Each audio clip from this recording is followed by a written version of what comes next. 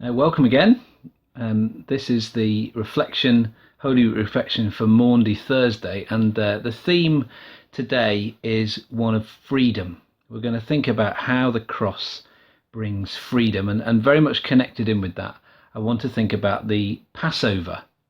You'll probably know that on Maundy Thursday, usually we remember the Last Supper that Jesus had with his disciples the night before he died.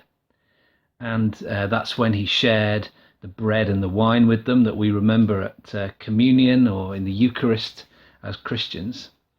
But that meal that he shared with his disciples was the Passover meal. It was at the Feast of Passover. And I think it's very, very important that we understand what was going on in that Passover celebration, because it seems to me that as Jesus takes his friends into this meal, he's taking the themes of that Passover meal that the Jews celebrated, the high point of their year, really, the celebration of the Passover. And he's saying that his death is interpreted, is understood properly when we know that it's, in a sense, a fulfillment of what was going on in the Passover, in that first Passover.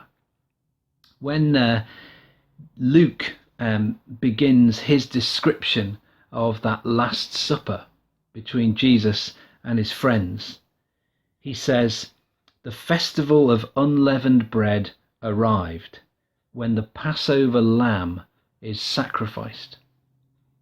Maybe it's good for us just to remember what was taking place in that first Passover, those many, many hundreds of years before Jesus. It was an event that the Jews would remember and still do remember every year, the high point of God's rescue of his people in the Old Testament. So this all has to do with freedom and rescue. The Jewish people had been slaves in Egypt for many years, and eventually God comes to their rescue. He wants to bring rescue to his people. And you'll know the story, I'm sure, that God sends these plagues upon Egypt, 9 plagues before this final one that we're about to hear about. And each time his desire is that the Pharaoh, the king of Egypt, will release his people from slavery. But each time the Pharaoh hardens his heart against God and tells God and Moses, God's representative, that his people will not be let free. And then this final plague comes upon the people of Egypt. And it's a terrible plague. We might say really that this is a great and a terrible occasion, because it brings about the freedom and the rescue of God's people who've been kept as slaves. But it's a terrible price that the Egyptians have to pay. God sends the angel of death through the land, and the firstborn in each household is killed. And we're told there's wailing and mourning in the land. But God protected his own people, not because they shouldn't have been judged, not that they were sinless people, but he protected them so that they might be rescued. And the way that he did that was that he told his people they should take a 1-year-old lamb, and as we were thinking about on Monday, this lamb should be sacrificed, and the blood of the lamb painted on the doorposts of the people of Israel, the Hebrew people. And when God saw the blood, or when the angel of death saw the blood painted on the doorposts of God's people, he would pass over those households, and everybody in those households would be safe. They would be protected. It was a terrible night. Many were killed, but a wonderful rescue was brought about. The Pharaoh then released the people of God, and although he changed his mind, they were taken miraculously through the Red Sea. God parted the waters. They were taken through the Red Sea and out of Egypt into freedom from slavery. So the people of Israel, the Jewish people today, remember the Passover each year as this great moment of rescue when they were set free from oppression. Now, all of that stuff is going on in the minds of Jesus and his disciples as they eat this Last Supper. The sacrifice of the Passover lamb, the great rescue of God's people. And so Jesus associates his own death in this meal with what was going on in that first Passover. When we look further into Luke's narrative, we find that Jesus, first of all, breaks bread and he tells his friends, "This is my body, which is given for you." His body is going to be broken, beaten unto death. And why will this happen?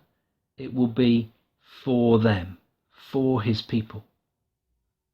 And then he takes wine and he says, "This wine is my blood, which will be poured out as a sacrifice for you." Surely it's unmistakable that Jesus is speaking about his own death as functioning in the same way of the sacrificial deaths of those lambs slaughtered at the Passover, where the blood was painted on the doorposts of the houses so that those people might be protected from death and judgment. I'm sure that Jesus is saying that his blood, when he dies the next day, will cover his people. That his blood will provide that protection over his people from judgment. He will, as we've talked about over the last couple of days, he will take that judgment upon himself and he will cover his people so that they can be protected. Today's theme really is freedom. And we see here that Jesus' death provides freedom from the consequences of sin, from the judgment that ought to come because of our sin. But we've got to remember as well that the Passover meal wasn't just a remembrance of those lambs that were slaughtered so that the angel of death would pass over. It was also a remembrance of the freedom that came from slavery, of the great rescue that came to God's people. And I'm sure that Jesus is also saying that his death will win for his people a great rescue, just as the blood of the lambs painted on the doorposts led to the escape from Egypt, the great rescue from slavery. In the wider biblical context, we see that God's rescue of his people is more than just taking them out of one nation and into another one, out of physical slavery and into freedom.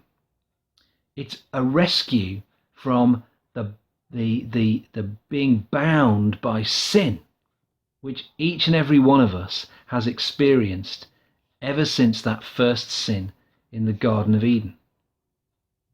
So when Jesus is interpreting his death as being part of the Passover story and theme, he's saying my death brings rescue from sin. It brings freedom from sin. It brings freedom even from the power of sin, which is a really amazing thing that we're told Jesus has won for us on the cross. We're going to think more tomorrow about the cosmic victory which Jesus wins over sin and death. But remember what Jesus says in John chapter 8.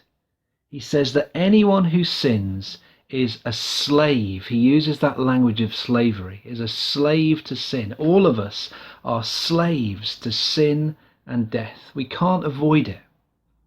But he says, if the Son sets you free, then you are truly free. Jesus is saying that his death sets us truly free from the power of sin in our lives. As we've said on other days, the cross has a transformational power in our lives. And we see that again today.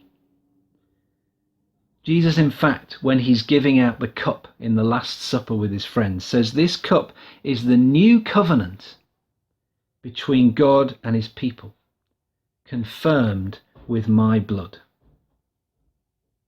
Now, in the Old Testament, the prophets spoke about this new covenant, this new relationship which was going to come between God and his people. And Jesus is saying, I am bringing that new covenant. Listen to the way that the prophet Jeremiah speaks about that new covenant in Jeremiah chapter 31. He says, "The day is coming, says the Lord, when I will make a new covenant with the people of Israel. This covenant will not be like the one I made with their ancestors when I took them by the hand and brought them out of the land of Egypt." They broke that covenant.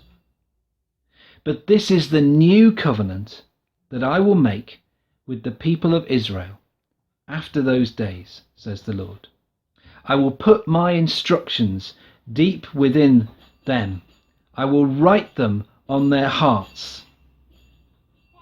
And I will be their God, and they will be my people. They will not need to teach their neighbours, nor will they need to teach their relatives, saying, "You should know the Lord," for everyone from the least to the greatest will know me already. And I will forgive their wickedness, and I will never again remember their sins.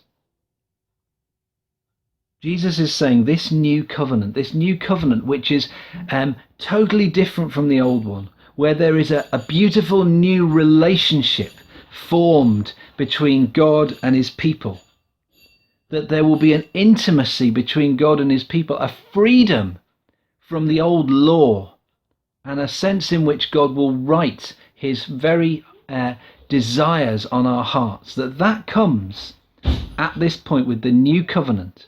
The cross of Jesus brings that about.